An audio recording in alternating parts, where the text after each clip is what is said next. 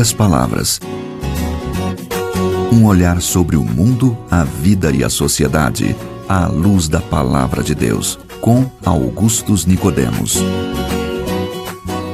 Olá, querido ouvinte, estamos começando mais um programa em poucas palavras, programa gravado aqui no estúdio do Seminário Presbiteriano Brasil Central, um programa da Primeira Igreja Presbiteriana de Goiânia, que tem como apresentador esse que vos fala, Natsa Matias. Igual o pastor Augusto gosta de falar, Natsa Matias, é legal, né? Há uma cadência, assim, rítmica, cadência, poética no nome, que não tem como pronunciá-lo sem dar a entonação. Então, que o pessoal pergunta se é árabe, se é japonês, se é baiano com mineiro. Minha mãe natalino, meu pai natalino, que confusão, hein, papai? Desculpa aí.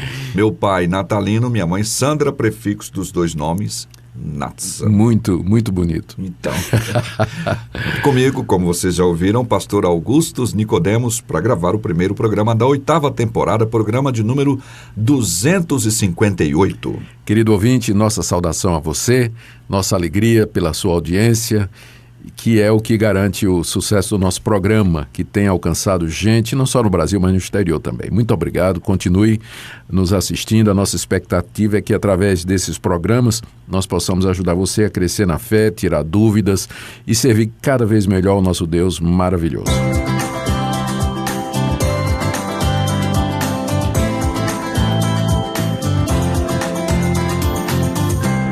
Vamos então a mais uma pergunta no programa Em Poucas Palavras, e hoje vamos tratar aqui de um capítulo do profeta Isaías, capítulo 65, e um versículo que tem deixado uma ouvinte bastante angustiada. E eu disse, olha, vamos trazer sua pergunta e se o pastor Augustus puder, ele vai responder, e ele já disse bondosamente, vamos lá, vamos aceitar o desafio e responder. Yara, vamos responder a sua pergunta, aguarde aí, já já eu faço.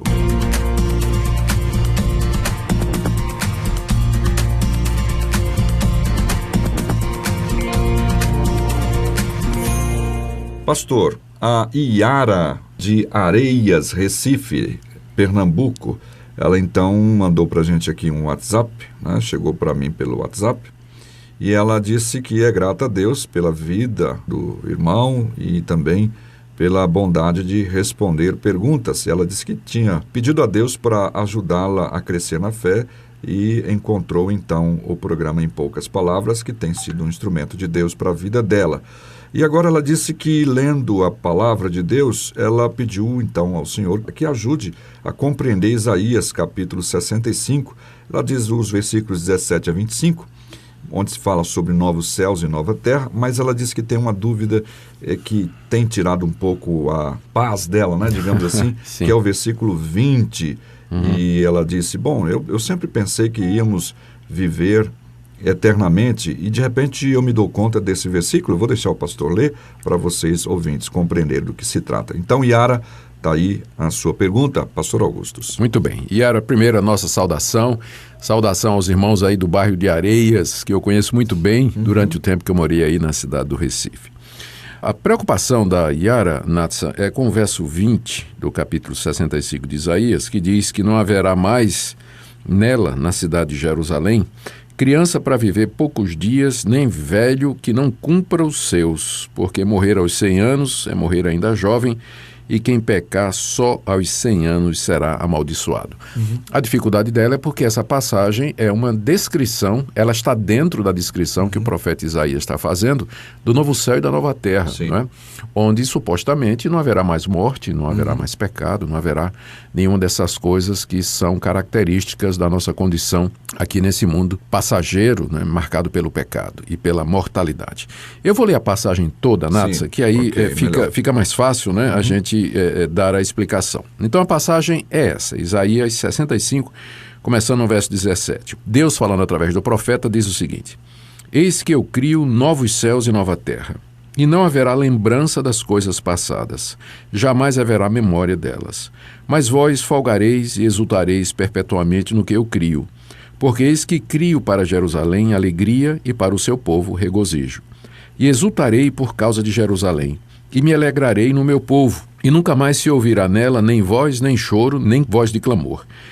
E aí vem o verso 20. E não haverá mais nela criança para viver poucos dias, nem velho que não cumpra os seus. Porque morrer aos 100 anos é morrer ainda jovem, e quem pecar só aos 100 anos será amaldiçoado. Eles edificarão casas e nelas habitarão. Plantarão vinhas e comerão seu fruto. Não edificarão para que outros habitem. Não plantarão para que outros comam. Porque a longevidade do meu povo será como a da árvore, e os meus eleitos desfrutarão de todas as obras das suas próprias mãos. Não trabalharão debalde, isto é, em vão, não é? Nem terão filhos para a calamidade, porque são a posteridade bendita do Senhor, e os seus filhos estarão com eles. E será que antes que clamem, eu responderei. Estando eles ainda falando, eu os ouvirei. O lobo e o cordeiro pastarão juntos, e o leão comerá palha como o boi. Pó será a comida da serpente. Não se fará mal em dano algum em todo o meu santo monte, diz o Senhor. Sim. É uma passagem muito bonita, não é? Exato. Passagem que está aqui descrevendo o novo céu e a nova terra. Então, para começar a responder, nós precisamos, em primeiro lugar, explicar a que o profeta Isaías está se referindo aqui. Sim.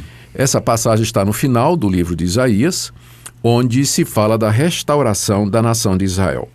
Na primeira parte do livro de Isaías, que vai até o capítulo 39, o profeta Isaías anuncia o castigo do povo de Deus através da nação da Babilônia, que Deus estava levantando como instrumento da sua ira contra os judeus, porque os judeus haviam abandonado a Deus, haviam se voltado para a idolatria, estavam cultuando outros deuses e haviam se tornado, inclusive, piores do que as nações pagãs ao redor da sua terra. Então Deus, através de Isaías, até o capítulo 40 da sua profecia, capítulo 39, está anunciando o juízo de Deus sobre a nação. A partir do capítulo 40, há uma mudança. Né? Deus agora, através do profeta Isaías, já começa a anunciar a restauração da nação de Israel, que, cumprido o período de castigo, Deus haverá de se voltar para a sua terra, haverá de restaurar aquela terra, haverá de fazer com que ela seja frutífera outra vez, os judeus voltariam para aquela propriedade que havia sido dada por promessa a Abraão e aos seus descendentes, e Deus se apaziguaria contra a nação. O templo seria reconstruído, os sacerdotes voltariam a ministrar, sacrifícios outra vez seriam feitos, e Deus se alegraria outra vez no seu povo. E aí então, no final do livro, Deus, através de Isaías, promete novos céus e terra, ou seja, numa etapa, né, que é depois da restauração da nação de Israel, que já aconteceu, né, poucos anos antes de Cristo, né, cerca de 400 anos antes de Cristo. Então, Deus haveria de criar novos céus e nova terra, onde habita a justiça, e o profeta então dá essa descrição. A gente encontra, Natsan, no Novo Testamento, referência a essa passagem de Isaías em pelo menos 2 lugares. O primeiro é na primeira carta de Pedro, capítulo 3, quando o profeta, ele diz o seguinte: não se esqueçam disso, amados. Eu estou lendo aqui 2 de Pedro 3, a partir do verso 8. Não se esqueçam disso, amados. Para o Senhor um dia é como 1000 anos e 1000 anos como um dia. O Senhor não demora em cumprir a sua promessa, como julgam alguns. Ao contrário, Ele é paciente com vocês, não querendo que ninguém pereça, mas que todos cheguem ao arrependimento. Aí ele diz, olha só, o dia do Senhor, que é o dia da vinda de Jesus Cristo, virá como ladrão. Os céus desaparecerão com um grande estrondo, os elementos serão desfeitos pelo calor, e a terra e tudo que nela há será desnudada. Visto que tudo isso assim será desfeito, que tipo de pessoa é necessário que vocês sejam?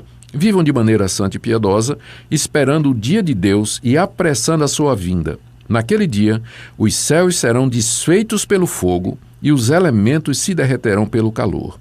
Todavia, de acordo com a sua promessa, que promessa é essa que Pedro está se referindo? É exatamente aquela de Isaías. De novos céus e nova terra. De acordo com a sua promessa, esperamos novos céus e nova terra, onde habita a justiça.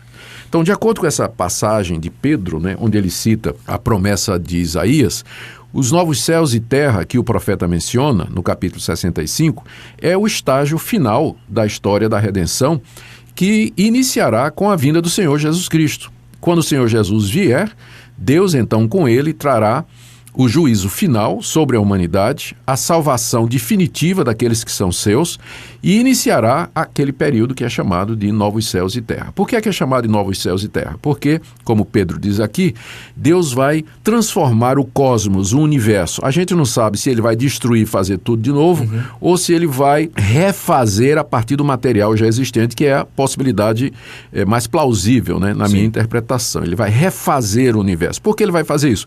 Porque o atual universo está debaixo de maldição. Quando o homem caiu, o que foi que Deus disse para o homem? Maldita é a terra por tua causa. Deus amaldiçoou o cosmos por conta do pecado do homem. Agora ele vai fazer um novo céu e uma nova terra onde habita a justiça. E aí, os crentes em Cristo, o povo de Deus, ressuscitado com um corpo imortal, um corpo perfeito, habitará nesse novo céu e nessa nova terra. E aí viverão para sempre. Não haverá mais morte, não haverá mais dor, sofrimento, não haverá mais doença, não haverá mais guerra, intriga, mas paz, justiça, verdade e amor eternamente. E nós estaremos com Deus e Deus conosco para todo sempre nesse universo restaurado. Só que, quando Isaías viu tudo isso, ele se expressou na linguagem que ele conhecia. Isso é muito comum, os profetas se referirem ao estágio final, à glória que nos espera, em termos da linguagem judaica. Por isso que ele fala de Jerusalém, né? Mas Jerusalém aqui representa, na verdade, a igreja, o povo de Deus, né? Universal, né? Espalhado sobre o mundo. Exatamente. De Deus. Na época de Isaías, qual seria o símbolo máximo da felicidade, da alegria? Seria a criança nunca morrer, o velho viver mais de 100 anos, o lobo e o cordeiro comerem juntos, o leão e a ovelha juntos, não ter mais doença, você trabalhar e comer do seu próprio fruto. Então ele usa essa linguagem da agricultura poética para se referir a esse estágio final. Então não é que literalmente no novo céu e na nova terra vai ter gente morrendo, velho morrendo, criança morrendo. Não. É uma linguagem que Isaías usa, uma linguagem de sua época, para expressar a felicidade e a alegria e a imortalidade que haverá de existir nesse novo céu e nessa nova terra, porque nós estaremos transformados, estaremos mudados. É só você ler Isaías 65 e você vê que Isaías está descrevendo na linguagem de um judeu aquilo que ele considera que é o cúmulo ou o ápice ou o ápex ou o representante máximo da felicidade e da alegria, enfim, de todas essas coisas boas que são prometidas no novo céu e na nova terra. Ou seja, é uma linguagem poética, figurada, para descrever o novo céu e a nova terra onde habita a justiça. E aí Pedro, ele faz uma leitura já sem essa representação. Sem essa representação. Especificamente, né? Exatamente. Sem colocar essas metáforas, digamos assim. Perfeitamente. Então tá bom, Yara, tá vendo? Pode ficar tranquila. Pode ficar tranquila. No novo céu e na nova terra você não vai morrer, não. Vai não. Eternidade é eternidade. Vida eterna em Cristo Jesus. E a gente vê isso o tempo todo nas Escrituras, os profetas e alguns outros autores usando esse tipo de linguagem figurada, né, para representar uma verdade superior, né? Usa uma metáfora para representar algo que pudesse, pelo menos, ficar um pouquinho mais na nossa realidade, né? Ruas de ouro, exatamente. Chamas que não têm fim, enfim, são coisas muito maiores. Muito bem. Muito obrigado, Yara, pela sua pergunta. Espero que a resposta tenha satisfeito os desejos do seu coração e continue assistindo o nosso programa, ok? Ok. Obrigado, Yara. Abraço a todos os nossos ouvintes de Recife e os pernambucanos como um todo. Obrigadão e até o próximo programa, se Deus.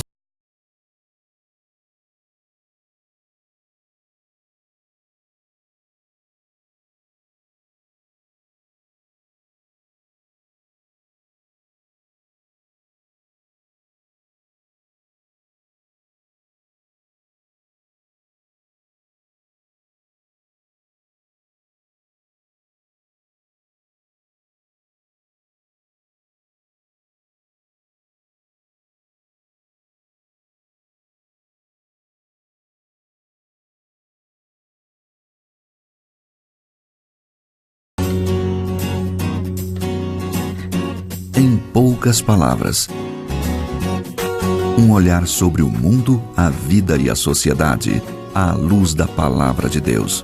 Apresentação, Nadson Matias. Comentário, Augustus Nicodemos. Um programa da Primeira Igreja Presbiteriana de Goiânia, Rua 68, esquina com 71 Centro. Visite o nosso site www.pipg.org.